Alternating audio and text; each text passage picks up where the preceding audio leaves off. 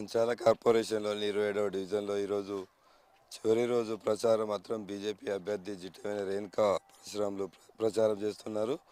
వారు మనతో పాటు ఉన్నారు. చెప్పండి, ఎట్లా ఉంది ప్రచారం చివరి రోజు? మొదటి నుంచి మొదలెడితే ఈ రోజు వరకు ఎట్లా ఉంది? అందరికీ నమస్కారం.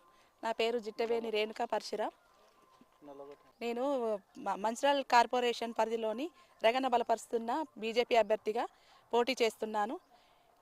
ఈరోజు 6వ రోజు ప్రచారంలో మొదటి నుంచి ఇప్పటి వరకు కూడా మంచి స్పందనే వచ్చింది ప్రజల నుంచి. నాకు సపోర్ట్గా ఉన్న మా డివిజన్ మహిళలకు, పెద్దలకు, చిన్నలకు అందరికీ పేరు పేరున ధన్యవాదాలు. నాకు చాలా సపోర్ట్గా ఉంటున్నారు. నేను అంతే మెజార్టీతో నన్ను గెలిపిస్తారని అనుకుంటున్నా. ఇప్పుడు ఏం సమస్యలు చెప్పిండ్రు? రేపు మీరు గెలవగానే ఏం చేయబోతున్నారు? మొదటగా వాళ్ళు చెప్పింది ఏంటంటే మాకు పెన్షన్లు, భర్త లేని వాళ్ళ పెన్షన్లు, వృద్ధాప్య పెన్షన్ల గురించి చెప్పిండ్రు, నీటి సమస్య చెప్పిండ్రు, ఈ నాలీల గురించి చెప్పిండ్రు, కరెంటు స్ట్రీట్ లైట్ల గురించి కూడా చెప్పిండ్రు. రోడ్డు సమస్యలు అక్కడక్కడ ఉన్నాయి. ఇండ్ల పట్టాల గురించి కూడా అంటే ఇక సార్ చెప్పిండ్రు కదా ఆ మాట. ఇక అది ఇప్పటి వరకు అయితే వాళ్ళు అడగలేదు. ఇండ్లు కావాలని అడిగారు. ఇండ్లు లేని వాళ్ళకి ఇండ్లు అంటే అది కొంత ఇప్పుడు మన ప్రభుత్వం వచ్చిన తర్వాత ఇప్పుడు అంత తొందరగా కాదని నేను వాళ్ళకి చెప్పిన. మీరు చెప్పండి, ఎట్లా ఉంది ప్రచారం? తిరుగుతున్నారు కదా, ఎలాంటి స్పందన ఉంది?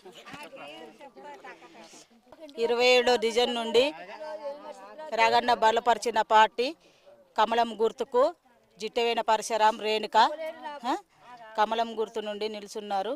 ప్రజల నుండి మంచి స్పందన ఉన్నది. అందరూ కమలం గుర్తుకే ఓటేస్తాం, కమల గుర్తునే గెలిపిస్తాం అంటున్నారు. మొత్తానికి 27వ డివిజన్లో మాత్రం బీజేపీ భారీ ప్రచారం చేస్తుంది, మంచి స్పందన వస్తుందని చెప్తున్నారు.